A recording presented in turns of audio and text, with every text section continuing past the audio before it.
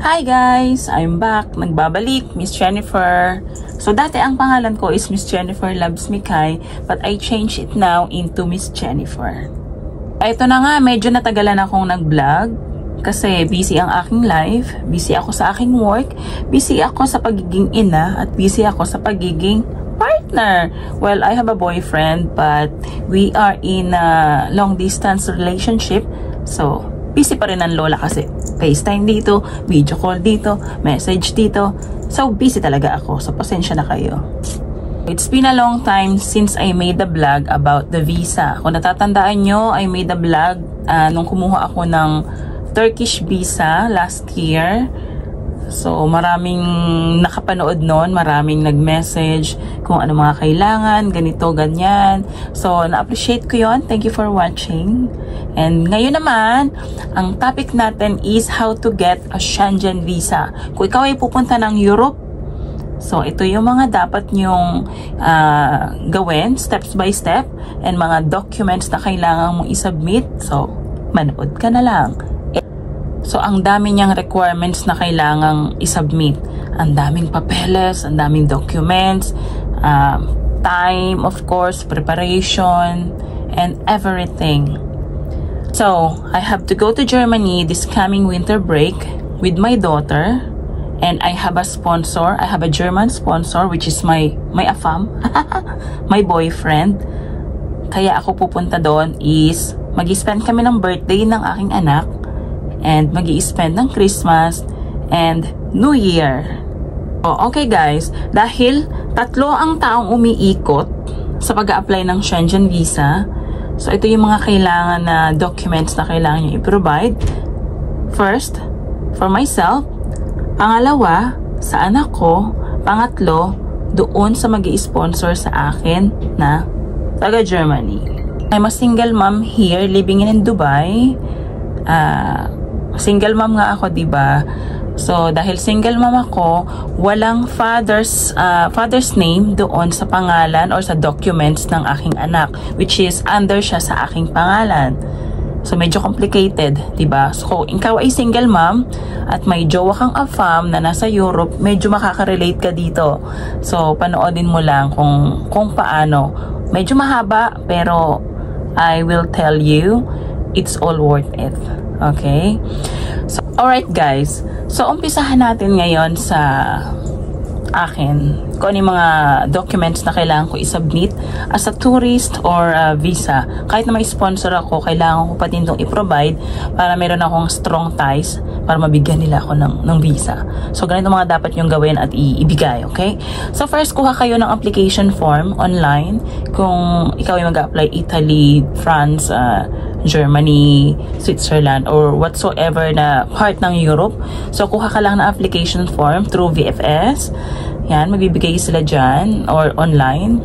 And tapos, after na application form, of course, ipi-fill up mo yan. Ang mga kailangan mong sagutan about you. Okay? So, that's the first one, the number one. Okay, so next, the next one is cover letter. Ano ba yung cover letter? So, yung cover letter is isusulat mo dito or itatype mo kung ano man gusto mo. Written ba yan? Pero mas mainam kung itatype mo siya and then ipiprint mo ng A4. Okay? So, i-address mo yan sa embassy ng a-applyan mo. Kung halimbawa, embassy ng France, embassy ng Italy, embassy ng Switzerland, embassy ng Germany. Pero ako sa embassy ako ng Germany.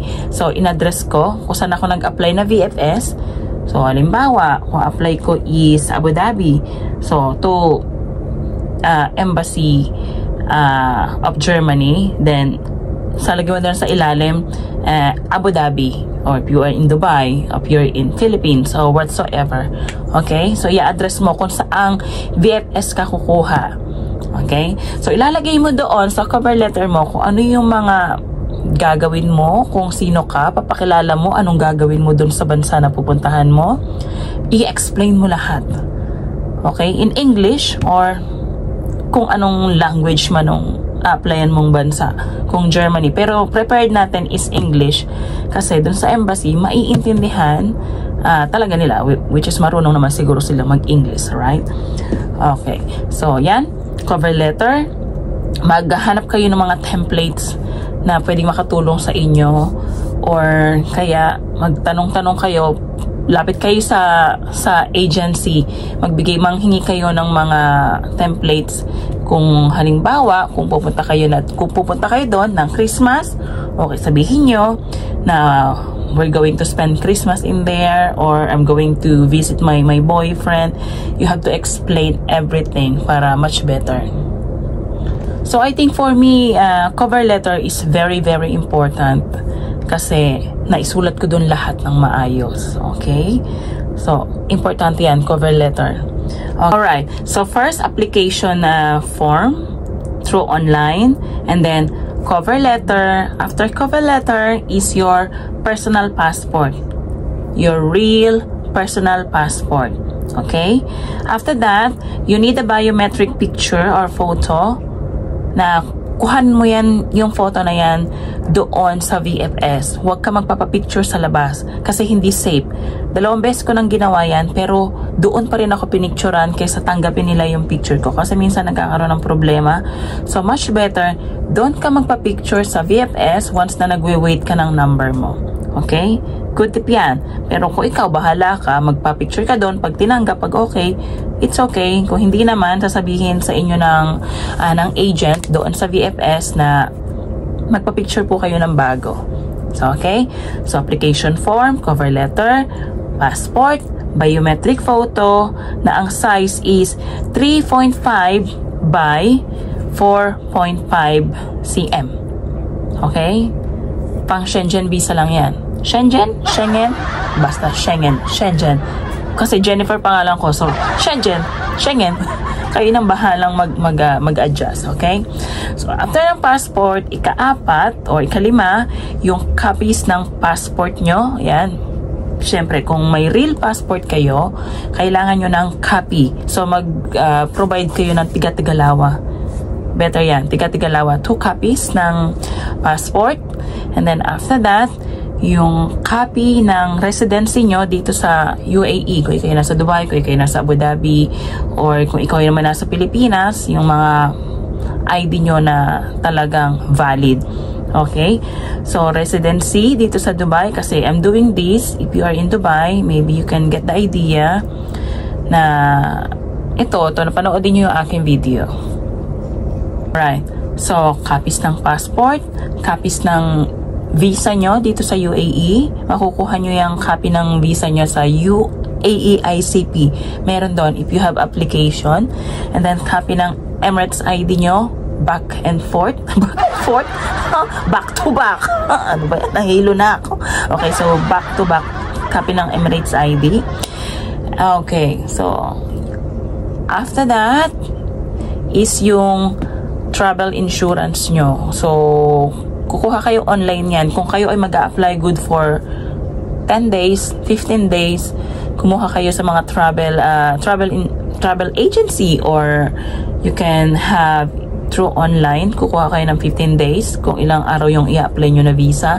Kuha kayo online, siguro mga nasa more than 100 siguro yan kung medyo mahaba yung days ng holidays nyo na i-apply. Okay, so travel insurance. After ng travel insurance, kuha ka ng dummy ticket. Huwag ka muna mag-book. Pero kung gusto mo mag-book, wala rin ang problema, nasa sa'yo yan.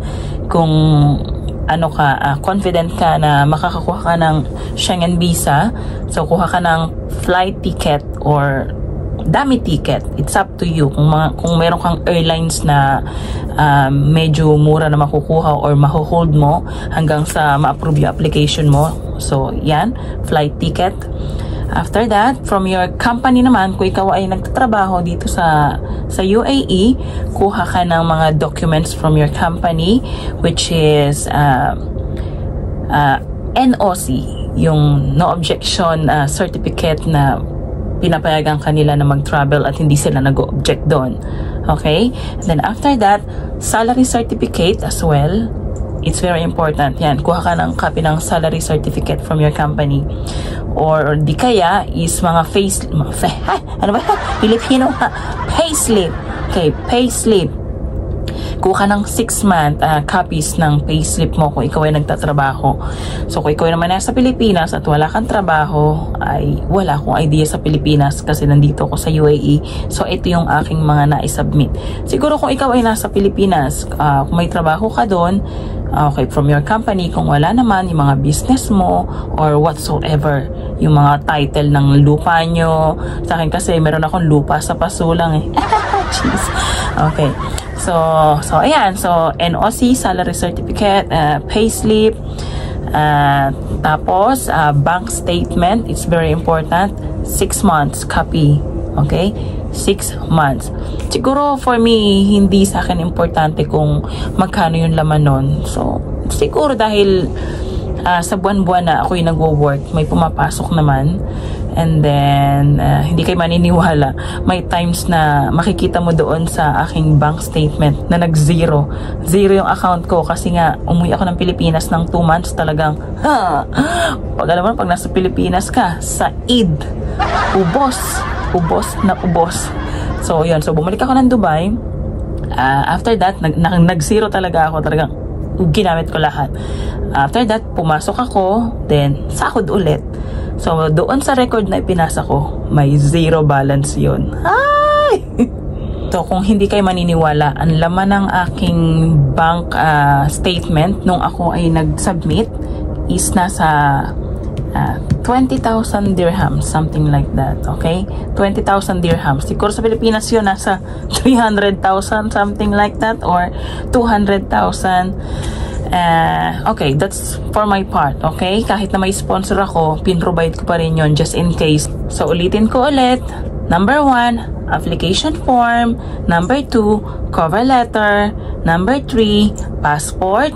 Number 4, biometric photos. Number 5, copies of your passport, visa, and Emirates ID. Number, what number am I? Okay, so number 6 is travel insurance. Number 7, flight details. Number 7, from your company, your NOC, your salary certificate, 6-month bank statement, and 6 months pay slip. Di pa ako natatapos dyan. Okay? So, meron pa. Okay. So, after that, nagpasa pa ako ng labor contract dahil kaka-renew ko lang that time ng visa from my company. Nanghingi ako ng copy ng labor contract. Tapos, trade license kung bibigyan kayo ng company. Kasi minsan hindi sila nagbibigay.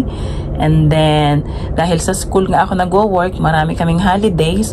So, I submitted my calendar, school calendar. Then, i-highlight ko doon na December na wala akong pasok. So, after that, birth certificate ko. Dahil nga, kasama ko mag-a-apply yung aking anak. So, nagbigay ako ng birth certificate. So, ayun na nga. Nakuha nyo ba? Ang dami, diba? So, parang nasa 12 documents siya. Okay, so ayan. Nakuha nyo na ba? O, diba ang daming documents kailangan mo i-provide? Uulitin ko, application form, cover letter, passport, biometric photo, copy of your passport, your visa, and your Emirates ID, and then your travel insurance, flight ticket, from your employment, like NOC, salary certificate, pay slip, bank statements, 6 months, labor contract from your company, trade license if you can provide. If you cannot, in Germany it's not necessary. Okay, so school calendar and birth certificate. So just for my part. So meron pa akong part sa anak ko and then doon sa aking sponsor. Nakuha nyo ba? Yan. Importante yung cover letter. Kailangan isulat nyo at ilagay nyo lahat kung anong mga gagawin nyo doon, especially sa ano nyo, sa itinerary nyo.